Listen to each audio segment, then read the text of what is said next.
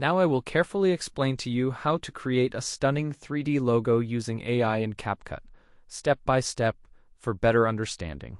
Firstly, we won't enter CapCut just yet, but instead, let's access our favorite chat, GPT, for amazing creative ideas together. Here, we will input your specific requests and preferences for the logo design creation process.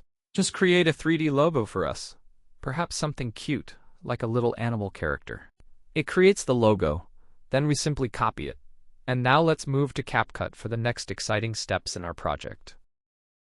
Now in CapCut, let's carefully navigate to the Alto section, where we will search for the exciting AI poster option together. In the AI poster section, we will select our image. Let's click here to upload it, then position it just right, and now let's fill in the necessary details for our project. This is exactly what we would love to see on our amazing 3D logo design. The GPT chat generated a logo that isn't very appealing or stylish, and you might dislike it. You take the logo generated for you, carefully paste it into your CapCut app.